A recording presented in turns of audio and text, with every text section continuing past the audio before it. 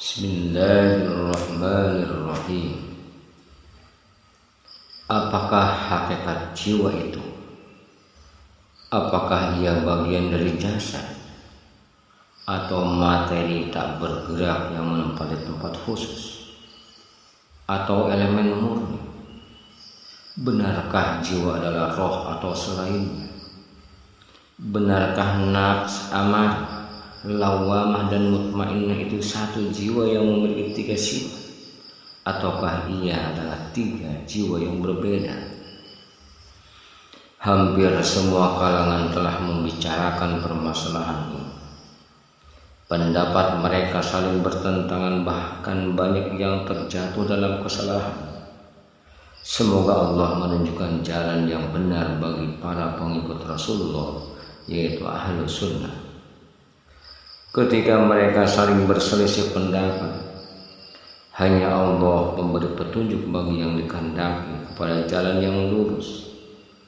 Kami sebutkan beberapa pendapat ulama, baik yang benar maupun yang salah.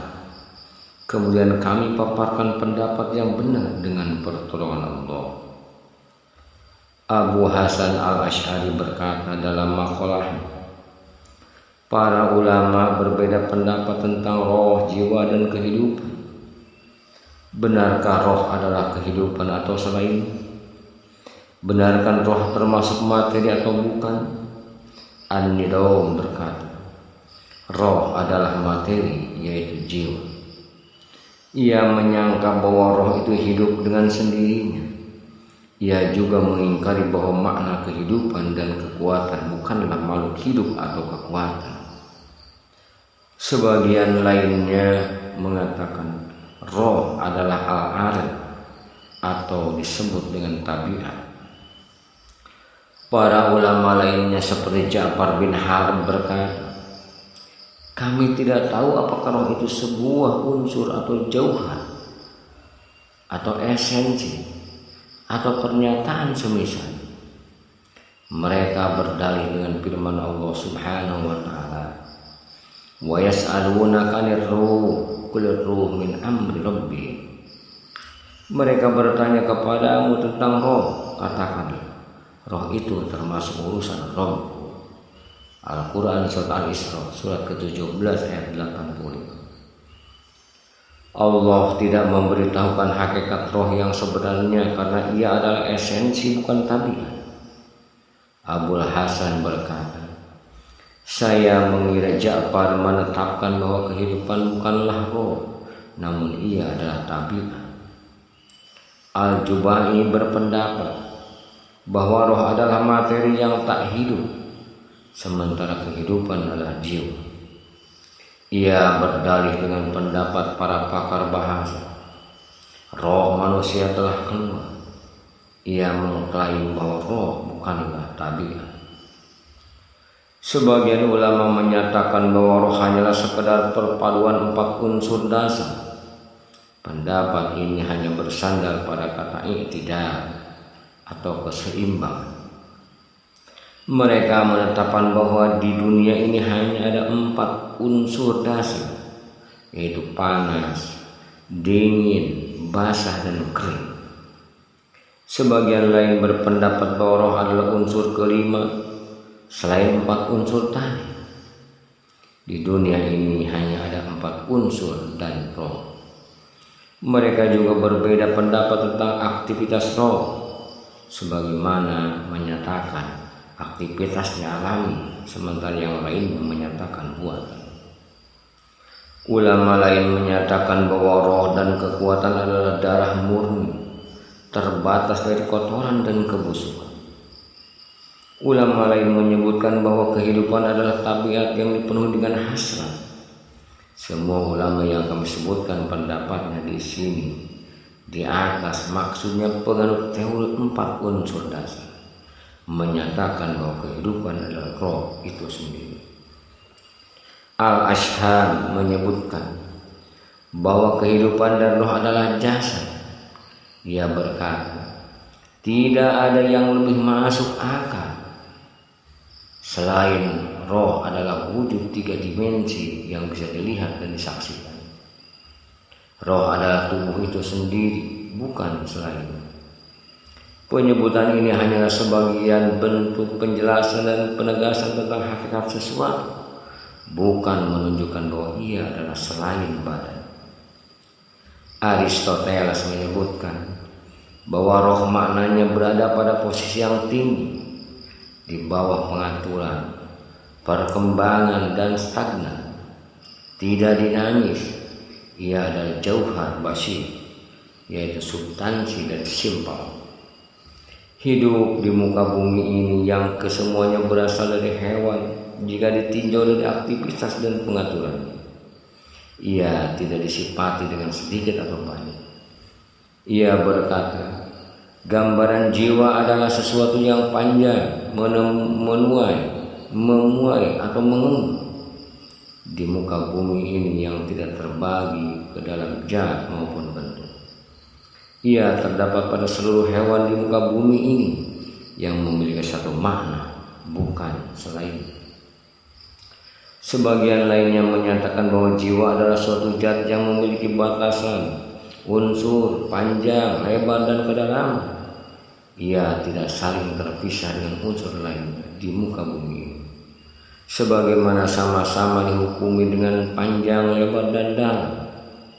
Masing-masing dari keduanya memiliki sifat batasan dan kesudahan. Inilah pendapat sekelompok Sanawiyah yang biasa disebut sebagai Al-Matsaniyah. Menurut sebagian ulama, jiwa disifati sebagaimana pensifatan para ulama yang telah kami sebutkan sebelumnya, dengan sesuatu yang memiliki batasan dan akhir. Hanya saja ia tidaklah saling terpisah dengan unsur lainnya dan tidak boleh disifati dengan sifat binatang. Mereka ini lebih dikenal dengan sebutan Disaniyah. Al-Hariri menuturkan dari Ja'far bin Mubashir, jiwa adalah jauhar atau elemen, bagian terkecil dari benda, bukan tubuh ini, dan tidak memiliki sifat materi. Akan tetapi jiwa adalah antara jauhar dan jism. Sebagian lainnya seperti Abul Hunjail menuturkan bahwa jiwa bukanlah roh, roh bukanlah eksistensi kehidupan. Menurutnya kehidupan adalah tabiat. Abu Hunjail mengklaim bahwa jiwa dan roh manusia bisa disebut ketika ia tidur. Tapi kehidupannya tidak demikian. Ia berhujjah dengan firman Allah Subhanahu wa ta'ala, Allahu yatawaffal anfusa hina mautiha wallati lam tamut fi manamiha. Allah memegang jiwa orang ketika matinya dan memegang jiwa orang yang belum mati di waktu tidurnya. Al-Quran surat Al-Jumu'ah surat ke-39 ayat 42. Ja'far bin Harb berkata, jiwa adalah tabiat yang terdapat di dalam jasad. Ia adalah salah satu instrumen yang membentuk aktivitas manusia seperti sehat, selamat, dan hal-hal semisalnya. Ia tidak memiliki sifat elemen ataupun materi. Demikian yang disebutkan oleh Al-Asy'ari. Sebagian ulama menyatakan bahwa jiwa bukanlah materi atau tabiat, tidak berada di suatu tempat, tidak memiliki ukuran seperti panjang, lebar, dalam, warna, atau apapun. Jiwa tidak berada di dalam atau luar alam semesta. Ia tidak pula berada di samping atau di antaranya. Ia merupakan pendapat Al-Maksyaiyun seperti yang disebutkan oleh Al-Asy'ari dari Aristoteles.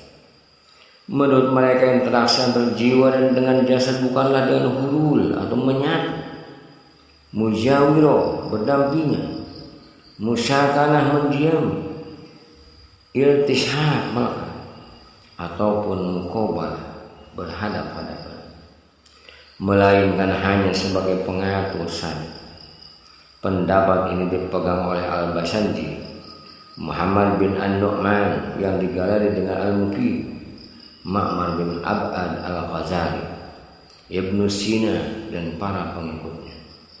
Ini merupakan pendapat yang paling buruk dan batil serta paling jauh dari kebenaran.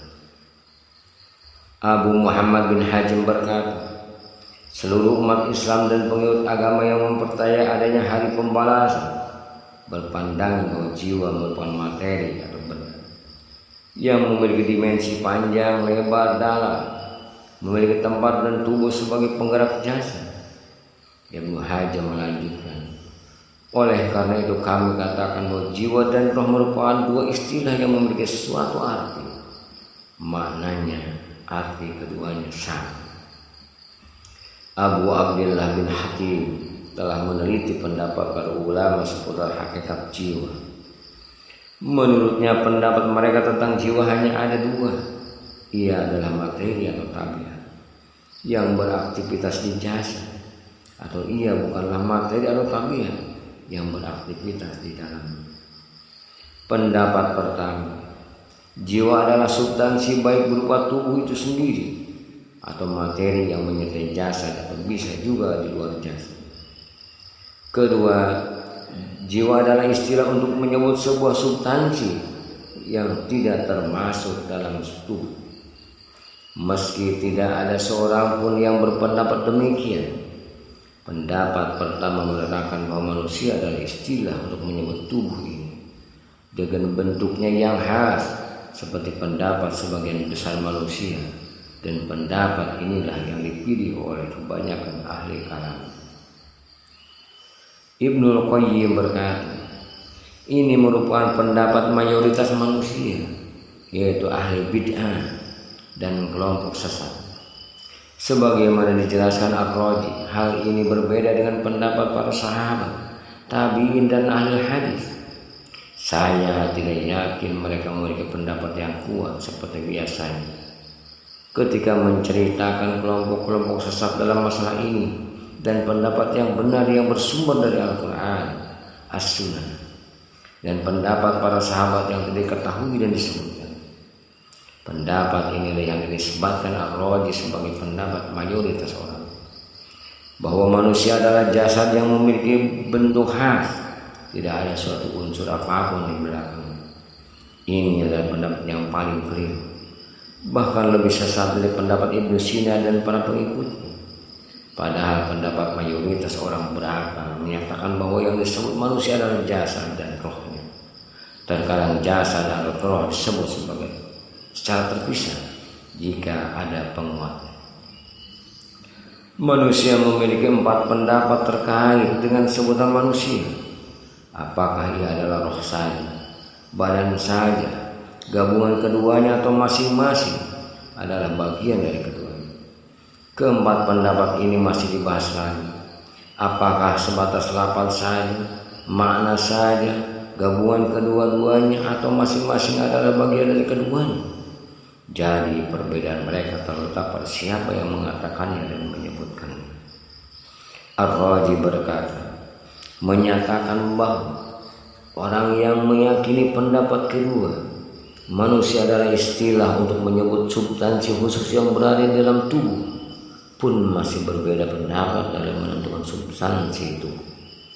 Pertama, ia adalah percampuran 4 unsur yang melahirkan tubuh. Kedua, ia adalah darah. Ketiga, ia adalah roh lembut yang menempati rongga dalam hati dan merupakan sumber aktivitas bagi semua anggota tubuh. Keempat, ia adalah roh yang merambat naik dari hati menuju otak dengan proses tertentu guna menciptakan daya hafal, daya pikir, dan daya ingat. Kelima, ia adalah bagian yang tidak terpisahkan di dalam hati. Keenam, ia adalah materi yang berbeda dengan sifat-sifat dasar tubuh.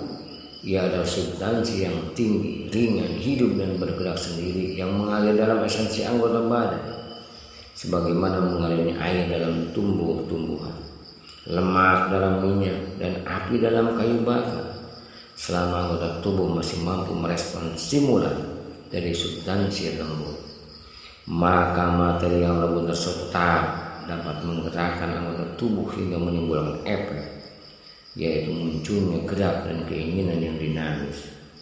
Apabila anggota tubuh mengalami kerusakan dikarenakan serangan berbagai macam unsur yang sangat dasar, hidup tidak mampu merespon stimulan yang ada, maka roh akan meninggalkan jasadnya dan lepas menuju alam arwah. Inilah pendapat yang benar dalam masalah roh, dan pendapat yang lain adalah salah. Sebagaimana ditunjukkan oleh Al-Quran, As-Sunnah dan ijma sahabat secara rasional dan fitrah manusia. Kami sebutkan beberapa dalil secara rinci. Dalil yang pertama firman Allah Subhanahu wa taala, Allah yatawaffal anfusa hina mautiha wallati lam tamut fi manamiha fayumsikul lati qada 'alaiha al-mauta wa yursilul ukhra ila ajalin musamma. Allah memegang jiwa orang ketika matinya dan memegang jiwa orang yang belum mati di waktu tidurnya.